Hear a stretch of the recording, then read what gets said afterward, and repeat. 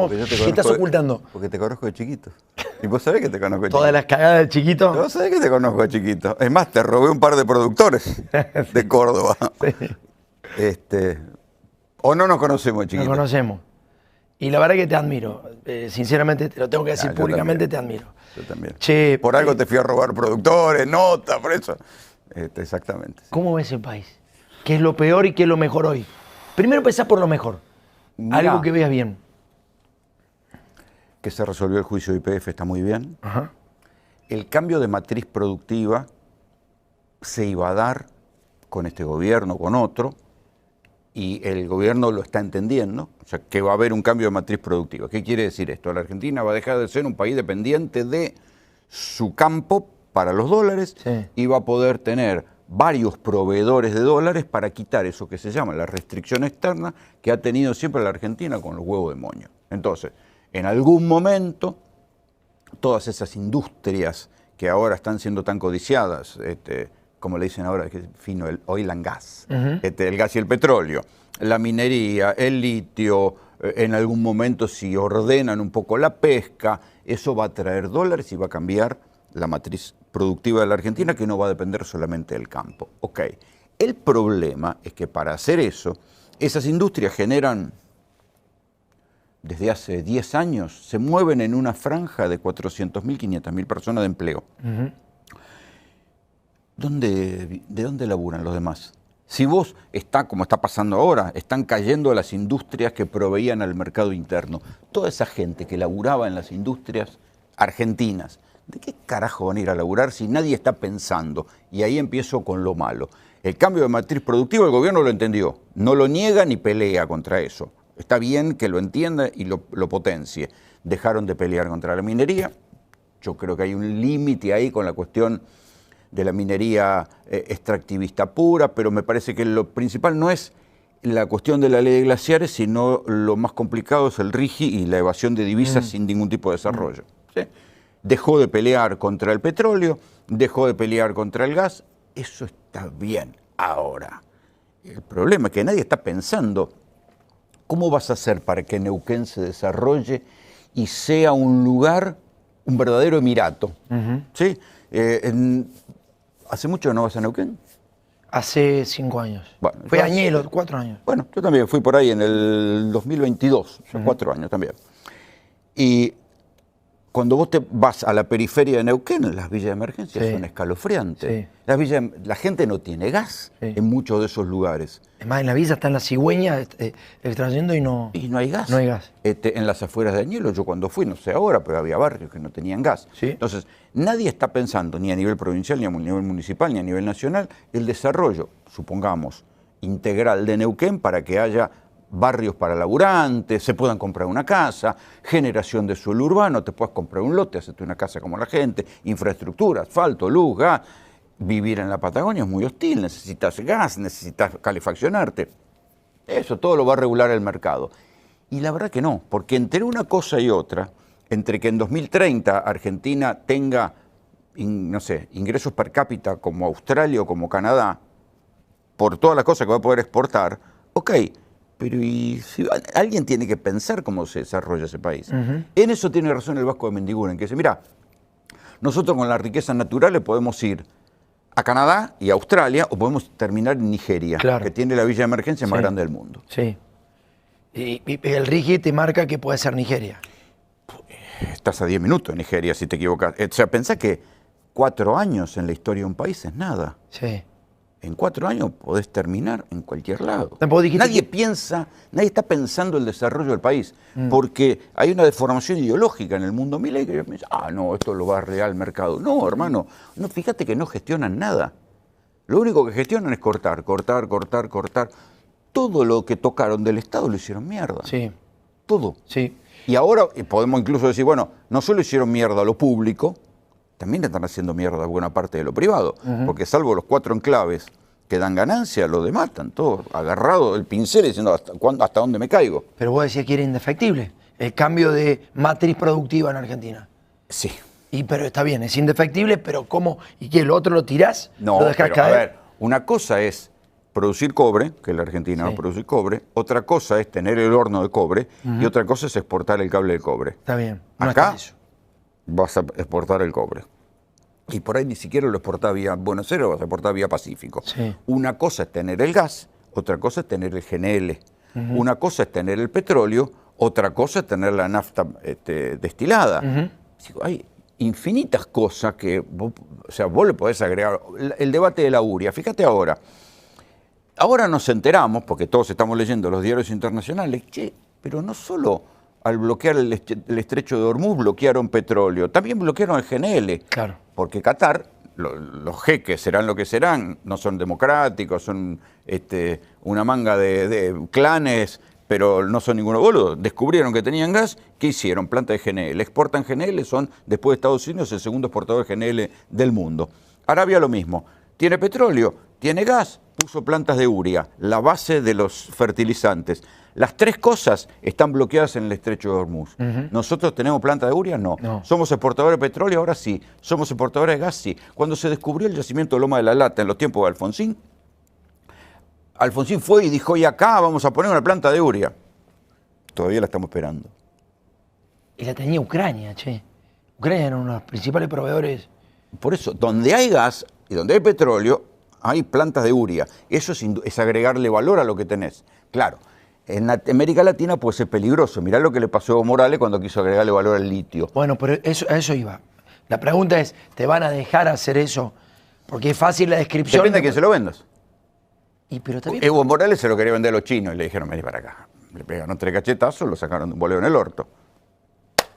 Y ahí terminó Bolivia. Ese sí va camino a ser un estado fallido, porque se mataron entre ellos, perdieron las elecciones, y ahora va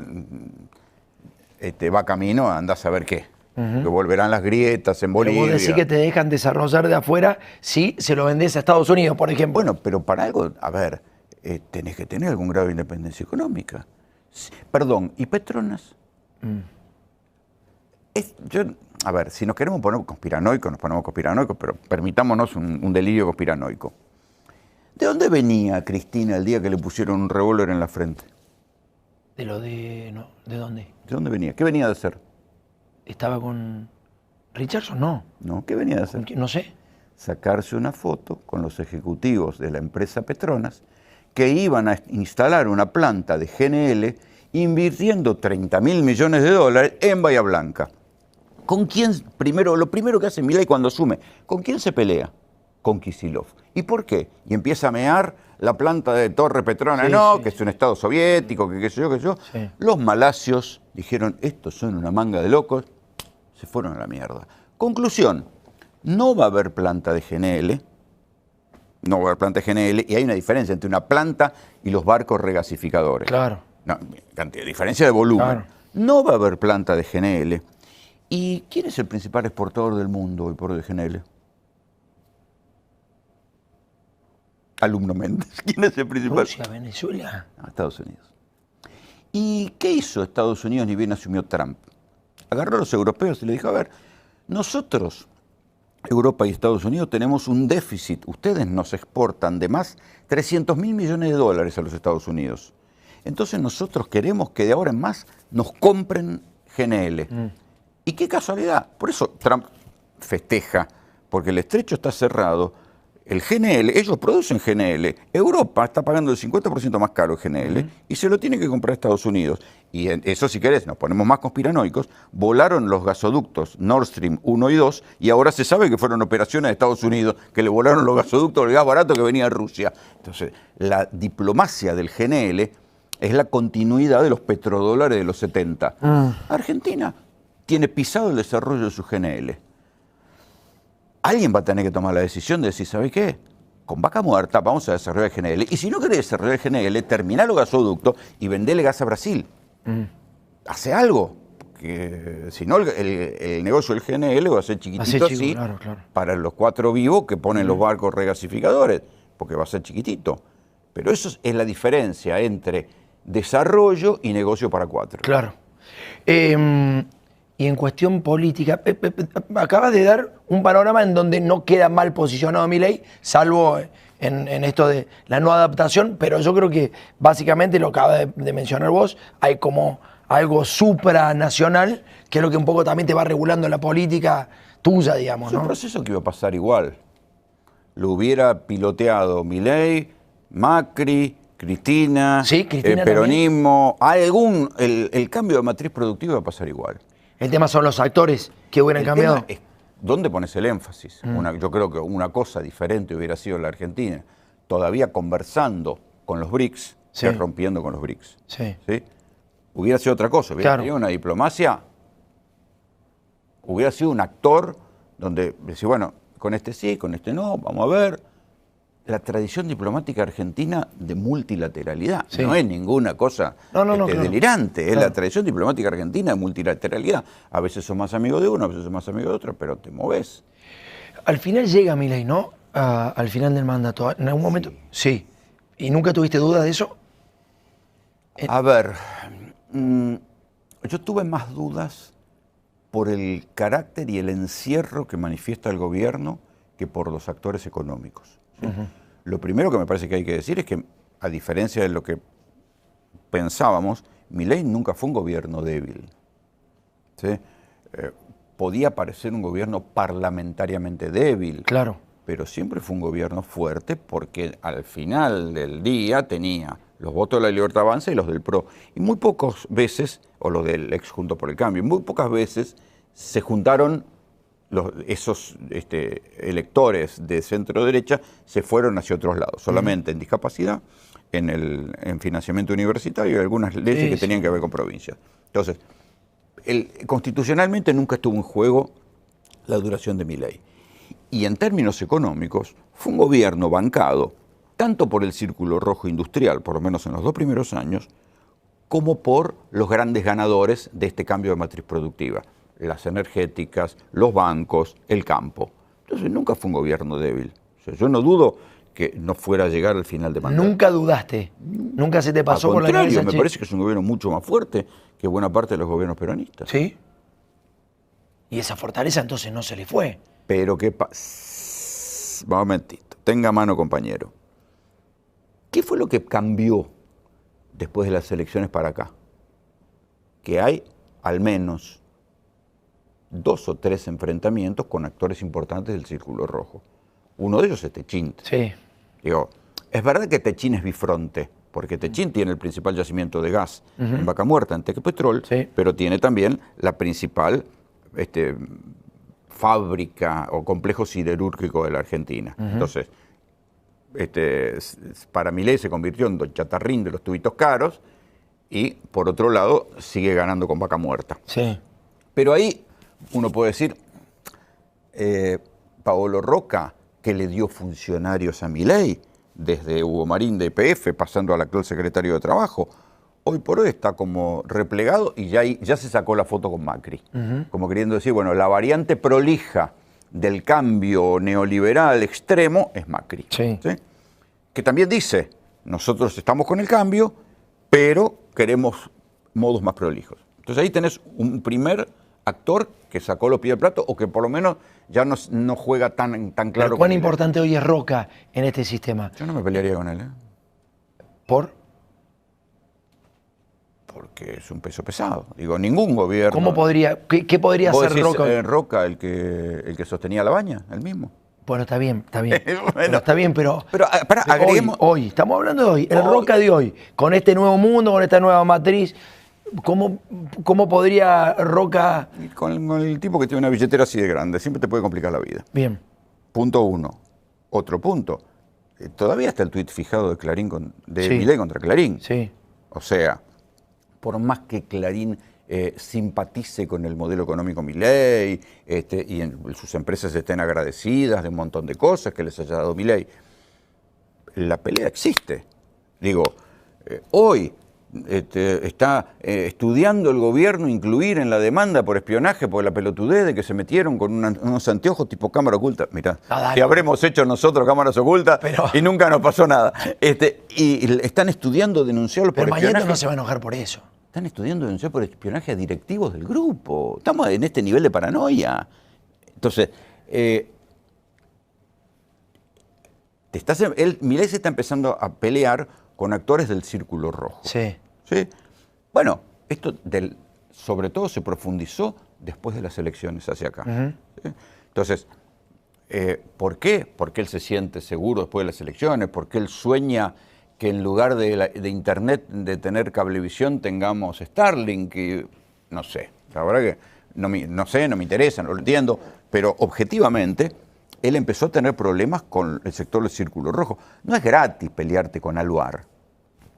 No es gratis pelearte con Aluar por el cierre de FATI. Es decir, me tiraron los 900 despidos. O sea, ellos funcionan como un grupo, una secta paranoica. Sí. O sea, funcionan como una secta paranoica. Entonces, cualquier cosa que los contradiga, imaginan que hay una conjura que termina en Putin. ¿Viste? Sí, pará. Pero está bien, pero no es más discursivo que una pelea política y de negocio, porque no lo veo muy afectado a Roca con las decisiones de gobierno y no lo veo muy afectado a Clarín con las decisiones de gobierno. Sí, pero a cierto nivel, en el mundo del poder, un muchacho de esos no deja que un presidente desmelenado lo trate de don Chatarrín, que empiece a tratar de basura a los de FATE. Ahí, a ese nivel también impera el orgullo. ¿Sí? Por más que sea considerado un tipo... No, vos no te podés, porque está la mirada de los otros pares. ¿Viste? Vos no podés dejar que venga un presidente y teme. O sea, gente anota. Lo hace desde un lugar muy boludo, muy infantil. Tampoco está Pero lo esperarán hasta que se caiga. Y cuando esté en el piso lo van a patear. Eso es otra cosa. Pero no van a...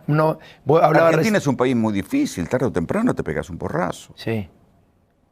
Entonces cuando esté en el piso... ¿Puede decir que irrita a Milei al poder, en serio? ¿Lo irrita con esa reacción infantil? No es que no es el poder. Es a algunos ganadores y otros perdedores. Sí. O sea,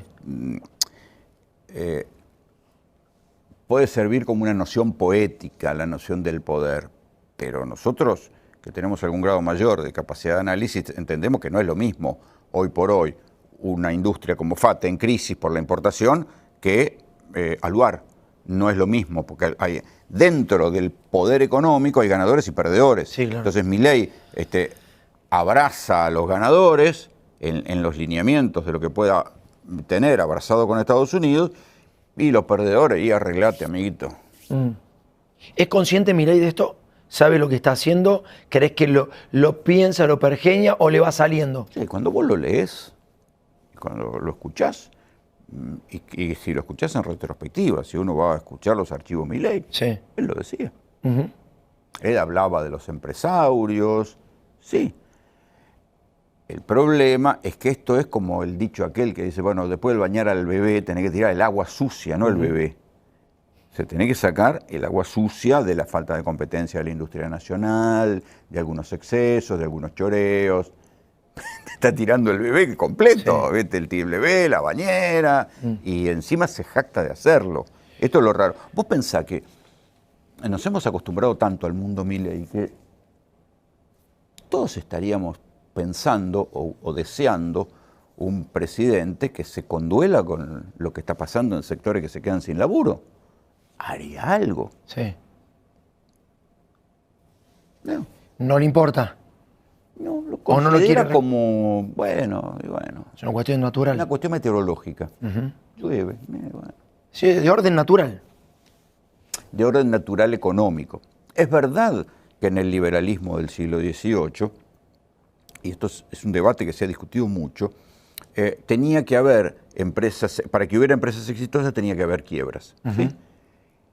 El problema es que acá las quiebras, la mayoría de las quiebras o del corte de la cadena de pago, todo lo que está sucediendo, seguramente debe haber casos que ya venían de arrastre por malos manejos, como Garbarino, Sancor, por dos empresas que se están convocando, están llamando a quiebra ahora.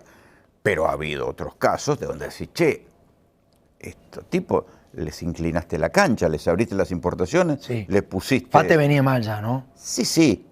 No solo venía mal, ellos sí son el ejemplo de los que cazaron en el zoológico. Hace, ¿cuánto? 3 años, todos los noticieros hacíamos la nota de los argentinos que se iban a Uruguay, claro, a cualquier lado, a cambiar los neumáticos porque te choreaban cada vez que cambiabas un neumático y todos decíamos, che, dejen de robar. Sí. El gobierno del peronismo no hizo nada frente a eso. Fueron impotentes, no supieron, no quisieron, porque le tenían miedo al círculo rojo. Digo, las textiles, ¿cuánto nos han robado los textiles cobrándonos cualquier cosa, el triple de lo que valía afuera? Y siempre tenían una excusa. Que no, que la importación, que la CIRA, que la... Es verdad, pero vos ¿qué haces con eso? Si tenés algún grado de industria nacional, y la cuidás. Les exigís, pero lo cuidás. Vamos al año que viene. Llega Milei, vos dijiste que sí. ¿Crees que tiene chances de ganar? Depende, a la foto de hoy depende de la eliminación de las PASO.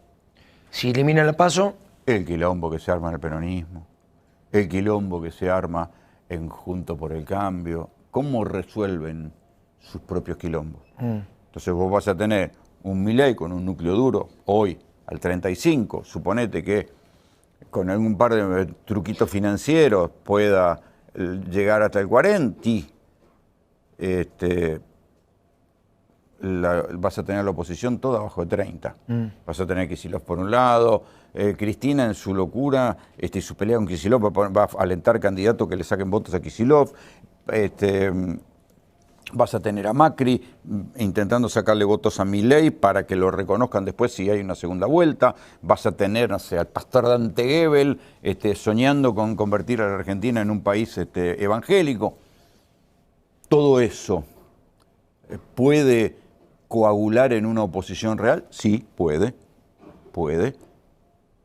Pero el gobierno sí tiene garantizado su núcleo duro. Es Milei y unos cuantos más.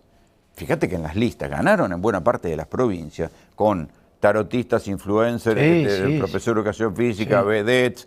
Ponían el Pato Donald y lo votaban igual porque todos votaban a Milei. En Córdoba sí, claro ejemplo. Tipo desconocido. Pero no sé si no le va a tienen pasar el problema de la interna. Y no va a llegar mal, decís. Todos estos números que están circulando de la economía, la retracción económica, yo el consumo. Te dije a la foto de hoy.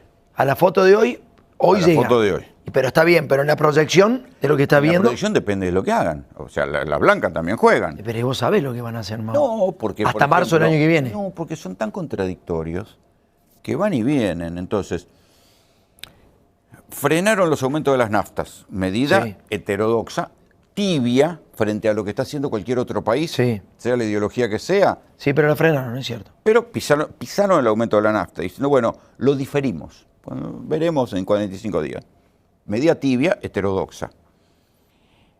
Milei en la semana pasada en la AmCham dijo, me voy a atar al palo de la nave para no escuchar los cantos de sirena y vamos a permanecer en la ortodoxia económica. Ok. Caputo, mientras tanto, se estaba tomando un avión. Fue a los Estados Unidos. Manoteó $1.000 millones del FMI y 2.000 del Banco Mundial.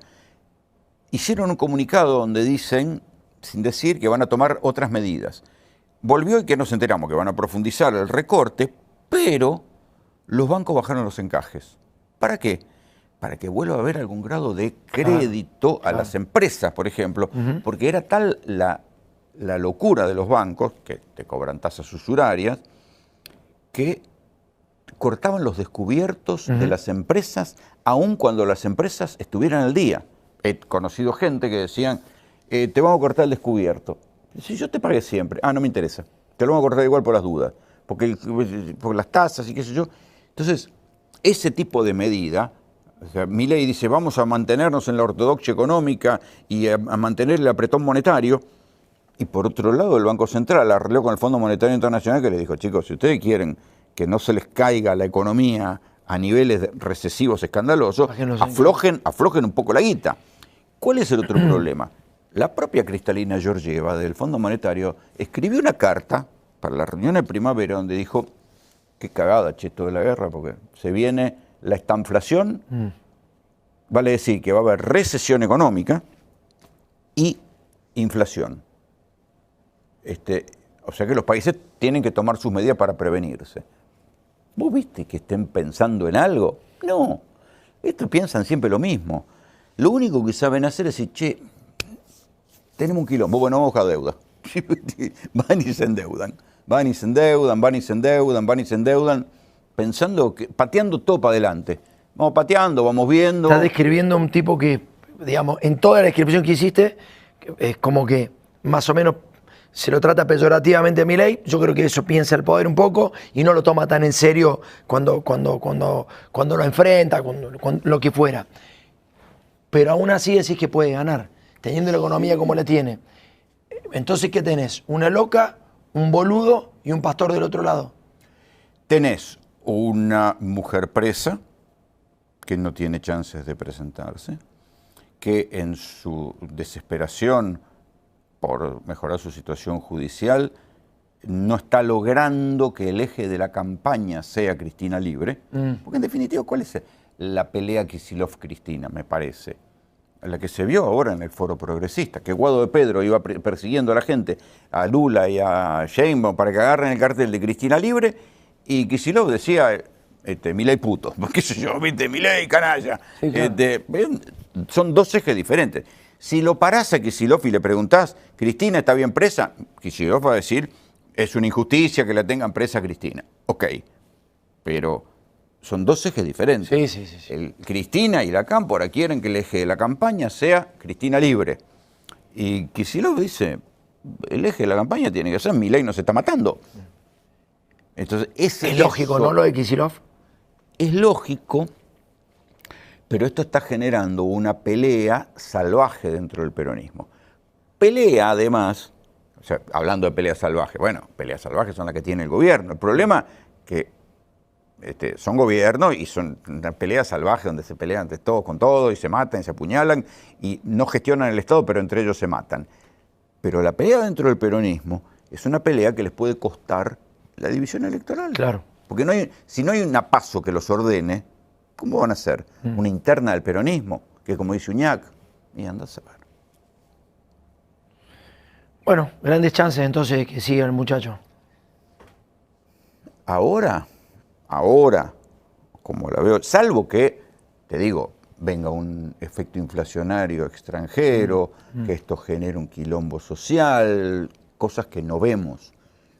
Pero hasta acá, la verdad, tenían un quilombo importante el año pasado y lo surfearon. El 2001 está recontra lejos. La gente no está para salir, no está para unirse. Por varios motivos. Primero, dos cosas que no había en el 2001.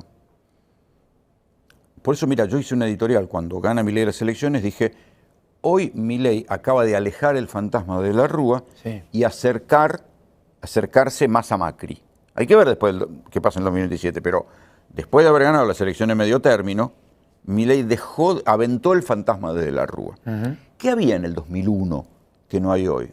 Dos cosas fundamentales. Primero, planes sociales. Hoy hay. Sí. El 2001, en un momento desgarradón de la Rúa, no entendía nada, no entendió los niveles de pobreza, no entendió nada. No, la tarjeta alimentaria y la UH, más algunos programas locales, te salvan. Primero. Segundo, los intendentes, sobre todo en el conurbano, y los gobernadores en algunos casos, también están conteniendo y están poniendo plata que no tienen, porque esto es los juegos del hambre. ¿A quién le van a quemar primero la casa de gobierno? ¿Quién es el responsable? ¿Al intendente, al gobernador o al presidente? Sí. Entonces, viste, todo por la duda ponen, o sea, salvo Milei, que corta los alimentos y se jacta de esto, los otros dicen, che, no jodamos con los muchachos, no jodamos. Y tercero, el otro dato es que la propia convertibilidad ponía un cepo. ¿Sí? Ponía un cepo que en algún momento, cuando empezó a correr la desconfianza y la gente fue a buscar los dólares no estaban. Entonces, ese cepo de haber convertido al Banco Central en una caja de convertibilidad que no podía emitir, si solo podía mantenerse aferrado a un peso, un dólar, generó una tapa en una olla a presión que un día estalló. Acá vos tenés opciones. Sí. Tenés opciones de devaluación de bono, de reperfilamiento, porque si no le hubiera pasado a Macri. Sí. Macri hizo la zaraza del reperfilamiento y zafó, y Alberto le terminó de salvar la vida cuando dijo el dólar tiene que estar a 60. Entonces yo no veo que haya eso. Puede ser otra cosa. Los estallidos en América Latina, los estallidos sociales, cuando vos mirás la historia reciente de América Latina, en general, ¿sabes con qué tienen que ver? Con el transporte.